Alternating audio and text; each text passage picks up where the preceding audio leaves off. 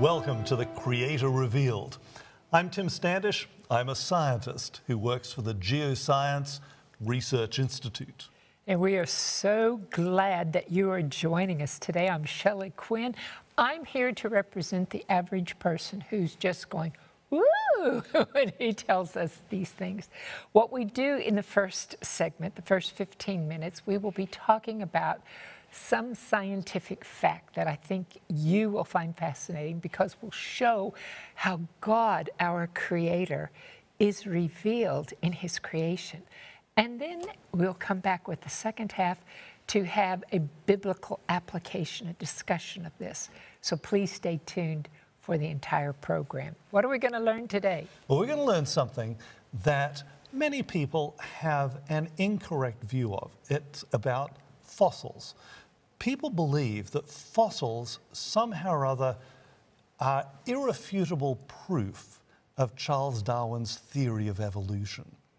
The reality is actually quite the opposite. When we look at those fossils, they tell us something about the Creator. Amen.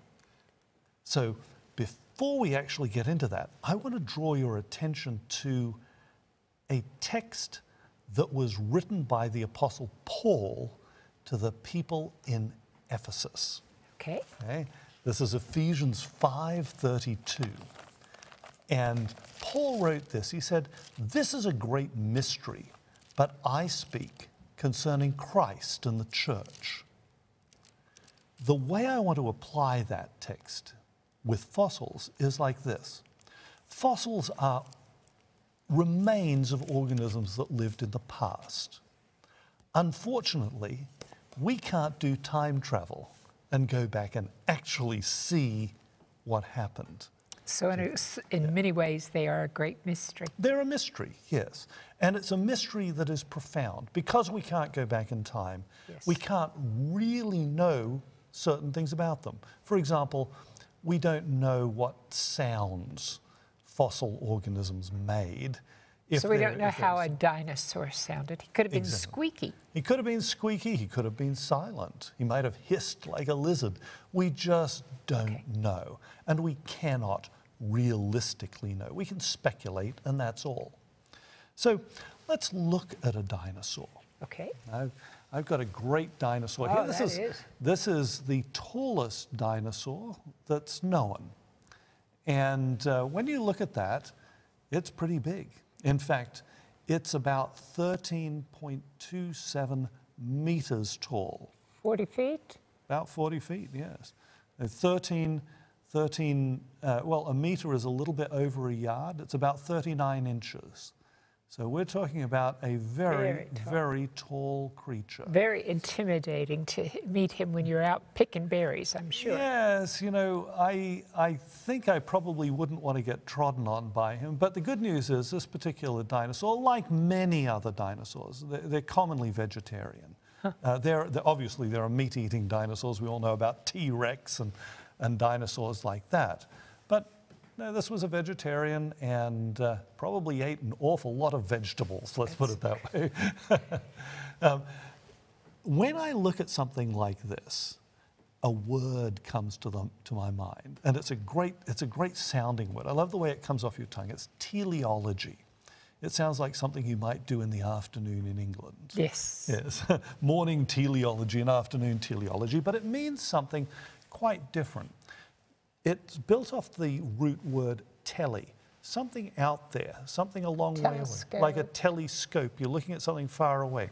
The idea with teleology is something that, a situation where you have a goal out there, somewhere out there, and it's moved towards. It's a goal, an intelligent being has a goal and then does work to get towards that goal. It could be walking towards it. It could be engineering, for example. There's a goal of making something, an aeroplane or a car or a computer, anything like that. There's that goal. Having a design and a plan. Exactly. But it exists first in the brain and then in reality. Okay.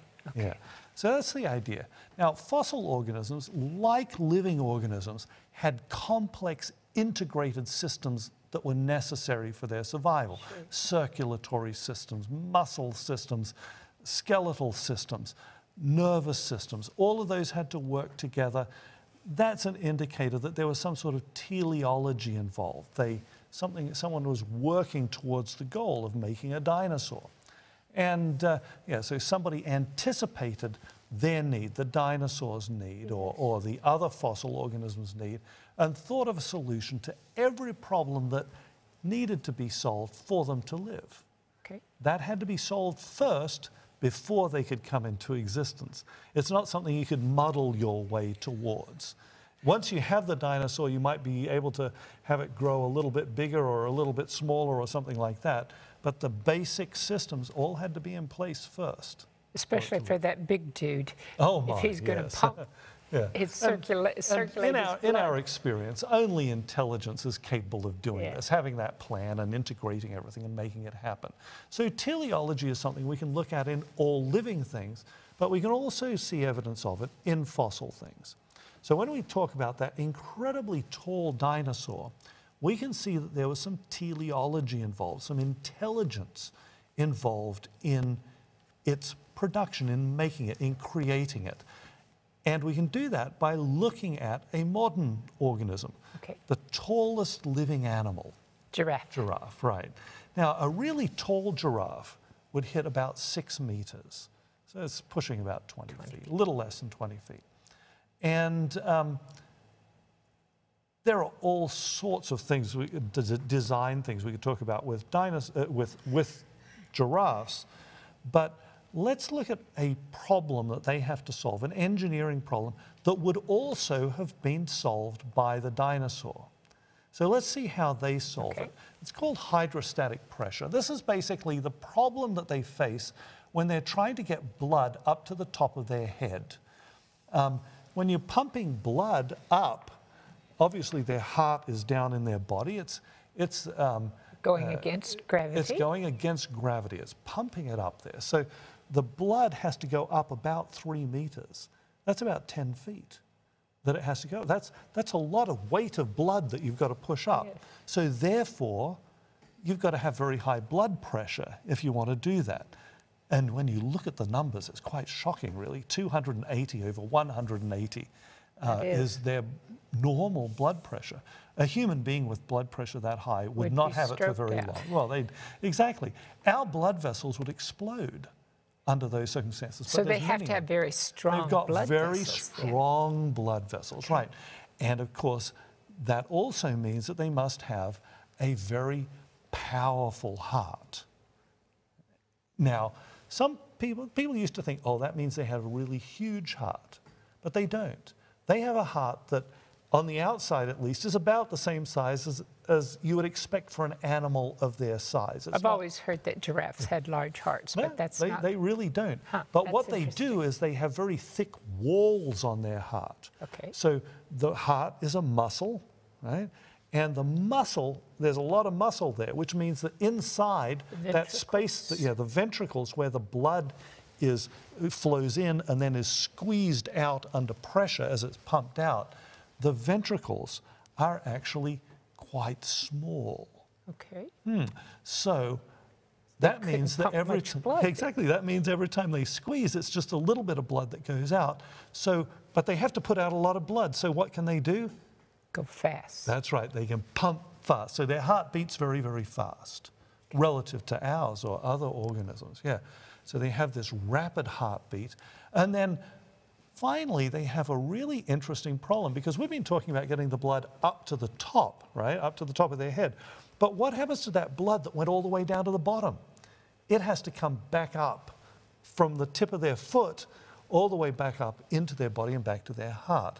So how does it get squeezed back? Tight skin. Like pressure hose. Like pressure hose, exactly. Squeezing the blood back up into their body. Interesting. So you can see then that however these were created, we believe God created, it had to be an intelligent creator who looked ahead and planned for every step for this creature to exist as a species that's different than you and I. Exactly. Very good. teleology, Teleology. intelligence, Yes. God. Yes, amen. That's a logical way of moving forward. Then when we look at other kinds of fossils, what we can see is we can look at living things that they are essentially the same as. So for example, here I'm showing you a nautilus shell and a fossil nautilus shell on the left there. So about how old would it supposed to be? This particular one, I'm not entirely sure, but it would be millions of years, according to and yet you can see how much evolution has occurred over those millions of years. If they were there, yeah. So if and you we don't- want to clarify, because I don't want someone writing this station that we don't believe it's been millions of years. Exactly. But that's what many scientists. What the fossils do not show is change. I mean, Yes. here, this is what a modern nautilus looks like, but this is a grasshopper. We can see it's pretty much the same as a modern grasshopper. What's this? That's a dragonfly. It's a dragonfly. And he had 4 wings. That's right, just like a modern dragonfly. This one I love. This is a lizard, a kind of gecko, actually. And geckos will drop their tail sometimes, and a new one grows back. This ancient one, He's regrowing a tail. he's regrowing a tail. So the ancient lizard had the ability, or the ancient gecko had the ability that we see in the modern lizards. What we don't see is evolution. That's amazing. We might see things lost, but we certainly don't see evolution. There's a shark. I mean, we can recognize all of these things. But I want to get to this. Fossil organisms also suggest behavioral complexity. It's not just the morphology, the organs and those sorts of things. Their behavior. And the example I want to use is a marsupial. This like is a kangaroo? Like a kangaroo. This happens to be the largest marsupial fossil out there, Diprotodon. But I want to just point out that modern marsupials take care of their young. And this is the ones who carry their babies in a pouch, in a pocket. Okay. Here in the United States, we have a marsupial. I have them on my deck every day. And a possum. I went running out one morning because my dog was barking, and I saw this mother possum, and she was exhibiting a behavior. She had all of her little darlings there on her back, and she was not going to let that How many does she have? Let's have a look. Can you count them? I don't know. What a fabulous mother. You know what? I want to have a pet one of those things, and nobody seems to understand why. They're just so gorgeous. Lovely, lovely creatures. But the point is, ancient creatures, they had to have behaviors to take care of their young. So, what does this reveal about the Creator? I'm suggesting at least a couple of things. First, he encourages thoughtfulness in people. As we study these fossils, we need to be thoughtful. We have to understand that we don't understand everything about them, but we can see evidence of their creation, and they tell us something about God himself. Yes. And we see the same wisdom, love, and the value that God placed on diversity when he did his creation. We see it in modern organisms, and we see it in ancient organisms. And it just supports that God is love, God is all-powerful, and we're excited to come back in just a moment. We're going to be gone for 60 seconds, so stay tuned, because we will come back to look at the biblical application of these principles.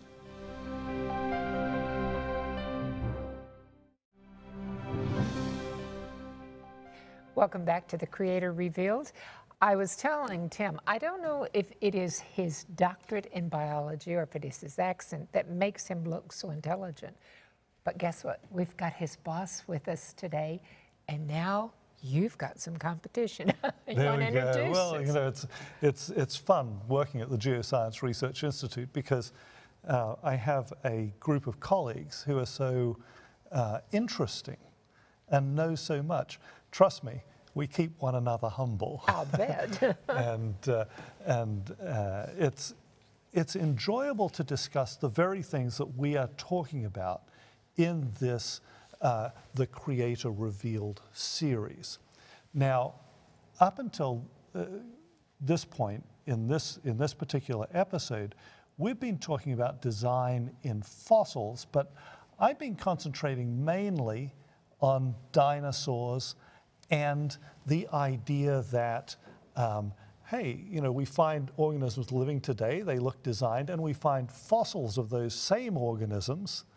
Designed the same way. So we'd expect that they, you know, it's just sort of reasonably consistent to believe that, in fact, those fossils represent designed organisms as well. Dr. Gibson has made a study of a kind of fossil called an ammonite.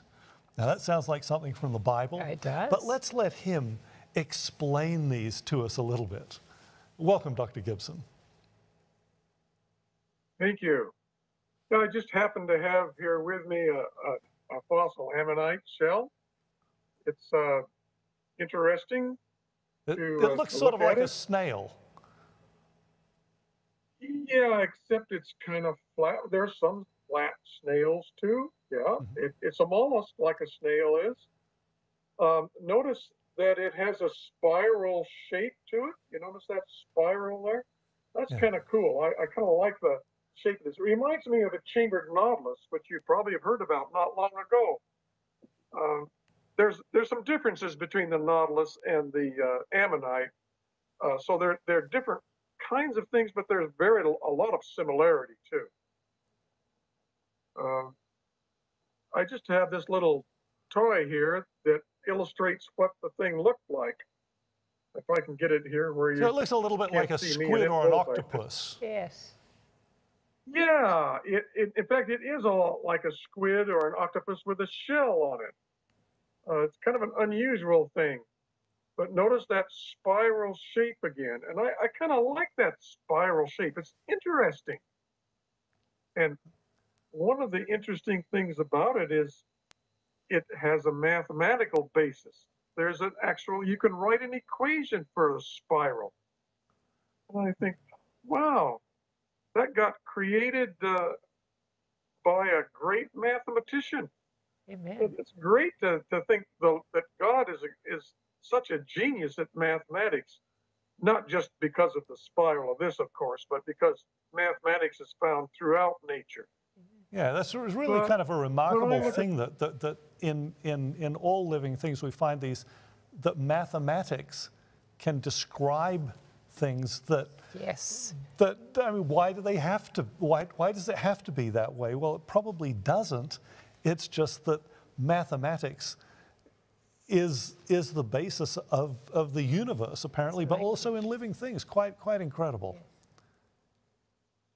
Yes, I think it tells us something about the Creator. He's a mathematician. He invented mathematics, I guess. Well, the beauty, I should say the interest, and I think it's beauty too, the interest in that shell, a spiral shape is kind of interesting. In fact, I think it's okay to say that it's beautiful. And that beauty that I see in the ammonite shell, I see it in the nautilus shell, the chambered nautilus, and other things. It makes me wonder, why should nature be beautiful? And why am I able to appreciate that beauty? I mean, I've got a couple of house cats. I don't see them admiring beautiful things. And I haven't noticed other animals doing that. Why me? And you? Why do we appreciate beauty? And I think it's because we were created in the image of a God who himself appreciates and loves beauty. And I find that interesting. It is interesting that Creator again, God, an unnecessary correlation, really, isn't it? The creation is beautiful, and we have minds that are capable of appreciating that beauty. It doesn't seem like it would have to be that way because of the laws of physics or maybe some other explanation like natural selection. Why would it be that way? Well, if you believe that the character of the Creator involves beauty and wanting to give pleasure to other beings, then it makes an awful lot of sense. Yes. But if you're not talking about something like the God of the Bible, it makes no sense at all. That's true. So what I'm Yes, curious, and if we go back to the, I'm sorry, go ahead. if we go back to that ammonite and take a look, you'll see he's got an eye. And look at, now, of course, this is just a toy, but it's believed that the eye of the ammonite did look a lot like that. And part of the reason for that, of course, is by comparison with the chambered nautilus, when we can see the eye and see that it's quite technically advanced, quite sophisticated. So there's another thing we can learn about design in the ammonite. The eye is carefully crafted with not only physical parts that are put together in a functional sequence, but molecular machines that are in the, where we can't see them particularly. But the idea of vision is a spectacular engineering feat. Yeah, it's one of those. I see the creator must be an engineer beyond our experience. Yeah, when you start looking at organisms, you can appreciate them all the way down, from the gross structure, the environment they live in, all the way down into the actual molecules that they're made of. Quite remarkable. So what's inside that shell? What's going on with it? Well, if you split the shell open, you'll find, and here's an example of an ammonite with its shell split open. It's very beautiful. You'll see that it has a series. You can see the spiral very clearly there, and you can see that it has a series of chambers. There are little lines dividing the chambers. It seems that the animal started out living in the smallest one at the center of the spiral, and then as it outgrew the chamber, it added another one, and so in a spiral. So the spiral grew as the animal grew, leaving a series of chambers behind it, the animal living in the outermost chamber. That is kind of cool. And so when you have those empty chambers, you might ask, well, is there anything you can do with those empty chambers? And the answer is yes. You can fill them with gas or water, pumping them back and forth through a little tube. And by doing that, you can regulate the density of the ammonite, and then it can move up or down in the water.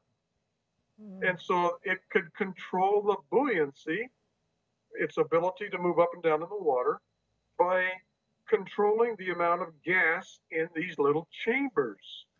So basically, I'm sorry. I was just going to say, there's a definite function to the design, and that's what we see in everything God created. Yeah, what's interesting to me is the combining of this very practical thing that allows this organism to decide where it's going to be in the water by adjusting the amount of gas inside those chambers, and yet the beauty as well. It's not an ugly thing. It turns out to be a beautiful and practical thing.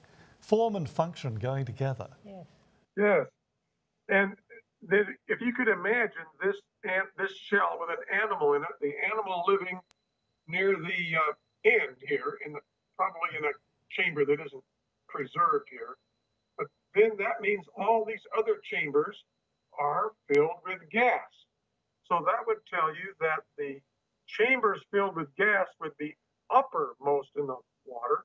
So you could predict that the animal would be floating around something like this, with most of the chambers above it and the animal on the bottom side. Oh, fabulous. So it's actually orienting itself as a result of it. But that would also be a protective design then, right? I guess so, yeah. Well, thank you. It controls its position. Okay. Well, thank you so much for joining us, Dr. Gibson. It's been a real pleasure. It makes me want to go out and get my own fossil ammonite. I enjoyed talking about the ammonite. Thank you. Thank you Dr. very Gibson. much. You know, it's just so fascinating to me that what makes us different than animals, we've already discussed that animals and humans were made of the dust of the ground. We both have the breath of the life in us. Yes. But what makes us different is that God created us with a specific function. And we see that everything God creates has a function and a form, and this is really fascinating. Yeah, well, in the case of human beings, what I love is he gave us this particular role in his creation, this Yes. function in his creation, and he equipped us for that role. So our ability, for example, to do mathematics, this complex abstract mathematics, is useful to us as we care for the creation, as we study the creation, and we learn so much more about God's wisdom and God's character from these incredible things. Even these fossils, where the design is so clear and so beautiful at the same time. He is an amazing God. He is the artist. Yes. Well, I want to thank our audience for joining us for this particular episode. If you're fascinated by fossils, well, then you're a lot like me. But we are talking about all sorts of different things in this The Creator Revealed series of programs. I hope that you'll join us for future episodes. We've certainly enjoyed spending this time with you. God bless you.